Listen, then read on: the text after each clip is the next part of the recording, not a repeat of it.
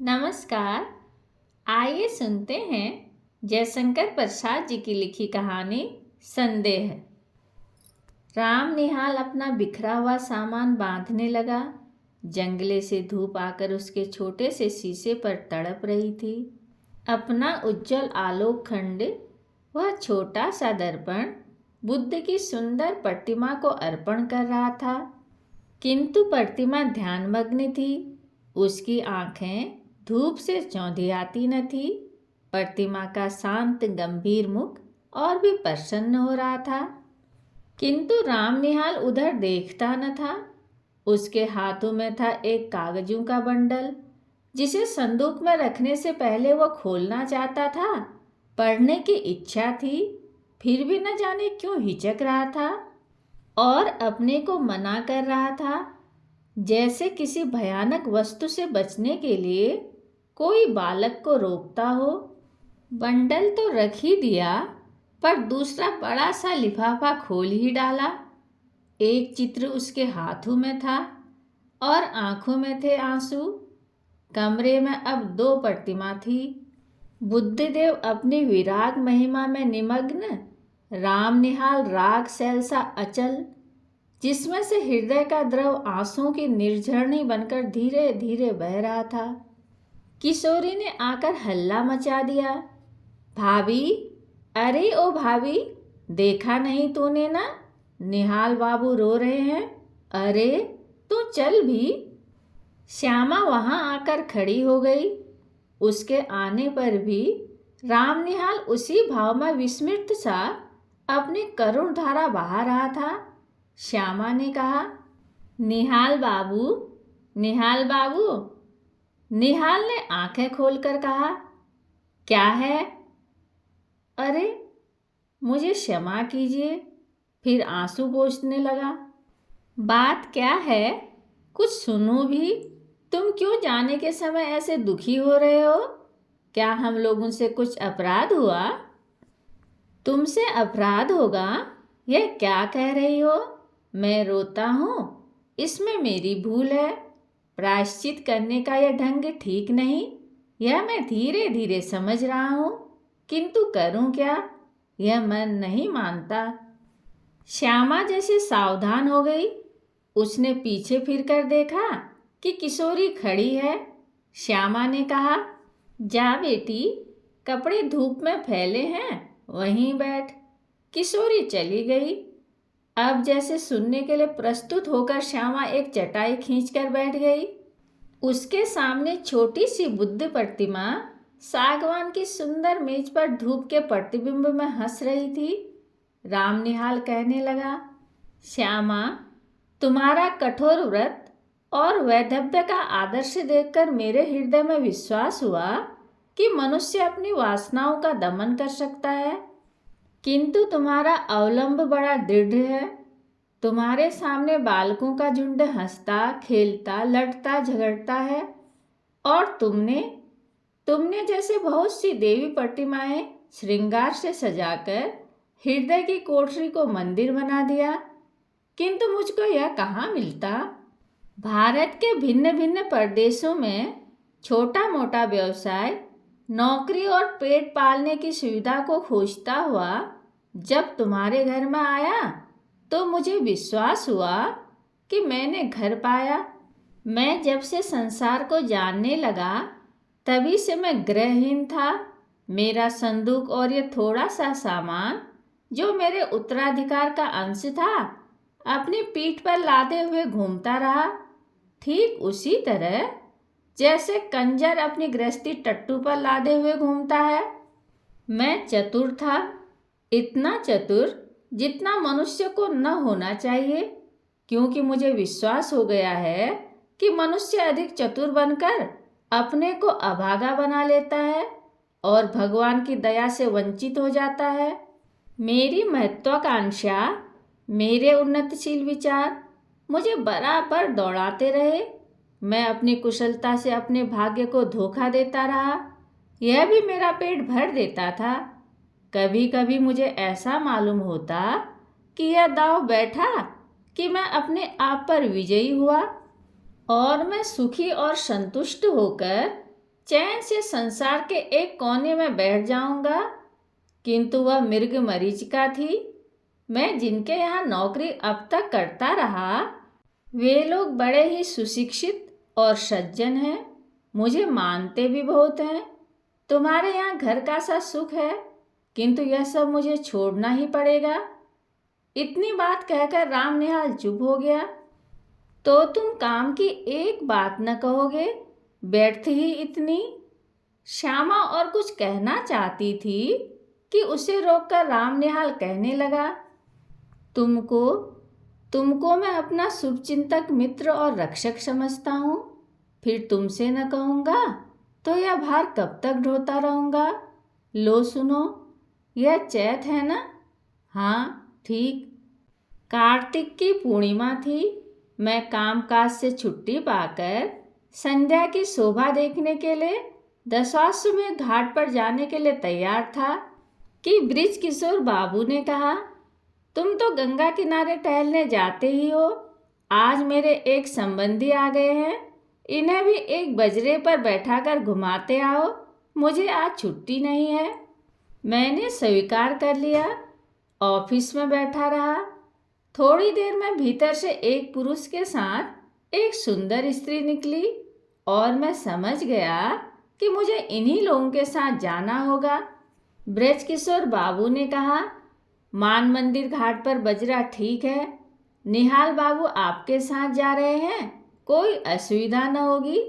इस समय मुझे क्षमा कीजिए, आवश्यक काम है। पुरुष के मुंह की रेखाएं कुछ तन गई। स्त्री ने कहा, अच्छा है, आप अपना काम कीजिए, हम लोग तब तक घूम आते हैं। हम लोग मान मंदिर पहुँचे।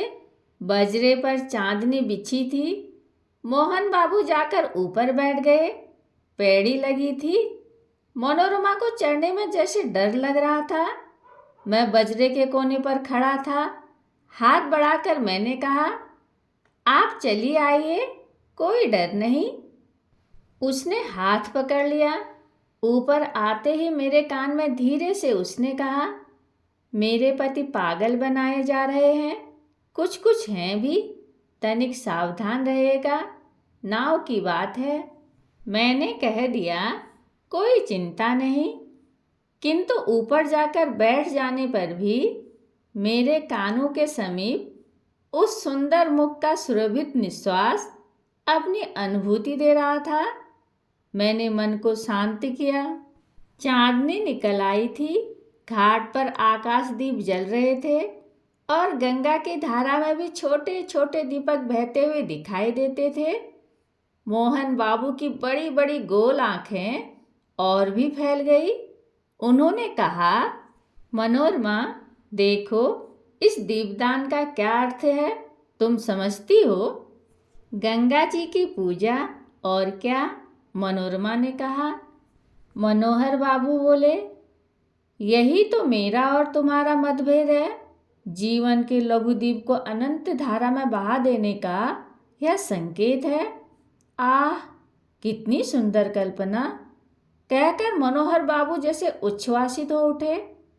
उनकी शारीरिक चेतना मानसिक अनुभूति से मिलकर उत्तेजित हो उठी। मनोरमा ने मेरे कानों में धीरे से कहा, देखा ना आपने? मैं चकित हो रहा था। बजरा पंचगंगा घाट के समीप पहुंच गया था। तब हंसते हुए मनोरमा ने अपने पति से कहा, और यह बांसों में जो टंगे हुए दीपक हैं, उन्हें आप क्या कहेंगे? तुरंत ही मोहन बाबू ने कहा, आकाश भी असीम है ना, जीवन दीप को उसी ओर जाने के लिए यह भी संकेत है। फिर हाँफते हुए उन्होंने कहना आरंभ किया, तुम लोगों ने मुझे पागल समझ लिया है, यह मैं जानता हूँ। ओह, संसार की विश्वासघात की ठोकरों ने मेरे हृदय को विक्षिप्त बना दिया है, मुझे उससे विमुख कर दिया है। किसी ने मेरे मानसिक विप्लव में मुझे सहायता नहीं दी। मैं ही सबके लिए मरा करूं, यह अब मैं नहीं सह सकता। मुझे अकपट प्यार की आवश्यकता है। जीवन में वह कभी नहीं मिला। तुमने भी मनोरमा, तुमने भी मुझे। मनोरमा घबरा उठी। उसने कहा, चुप रहिए, आपकी तबीयत बिगड़ रही है, शांत हो जाइए। क्यों क्यों शांत हो जाऊं? राम निहाल को देखकर चुप रहूं? वह जान जाएं, इसमें मुझे कोई भय नहीं। तुम लोग छिपाकर सत्य को छलना क्यों बनाती हो? मोहन बाबू के श्वासों की गति तीव्र हो उठी। मनोरमा ने हताश भाव से मेरी ओर देखा। वह चांदनी रात में विशुद्ध प्रतिमा से निश्चेष्ट हो रही थी। मैंने सावधान होकर कहा, माँ जी, अब घूम चलो। कार्तिक की रात चांदनी से शीतल हो चली थी। नाव मान मंदिर की ओर घूम चली। मैं मोहन बाबू के मनोविकार के बारे में सोच रहा था। कुछ देर चुप रहने के बाद मोहन बाबू फिर अपने आप कहने लगे, ब्रज किशोर को मैं पहचानता हूँ। मनोरमा, उसने तुम्हारे साथ मिलकर जो षड्यंत्र रचा है, मुझे पागल बना देने का जो उपाय हो रहा है, उसे मैं समझ रहा हूँ। तो ओह, आप चुप न रहेंगे? मैं कहती हूँ न, यह व्यर्थ का संदेह आप मन से निकाल दीजिए या मेरे लिए संख्या मंगा दीजिए, छुट्टी हो। स्वस्थ होकर बड़ी कोमलता से मोहन बाबू कहने लगे, तुम्हारा अपमान होता है। सबके सामने मुझे यह बातें न करनी चाहिए। यह मेरा अपराध है। मुझे क्षमा करो मनोरमा। सचमुच सचमुच मनोरमा के कोमल चरण मोहन बाबू के हाथ में थे। वह पैर छुड़ाती हुई पीछे खिसकी। मेरे शरीर से उसका स्पर्श हो गया। वह क्षुब्ध और संकोच में ऊब चूब रमणी जैसे किसी का आश्रय पाने के लिए व्याकुल हो गई थी।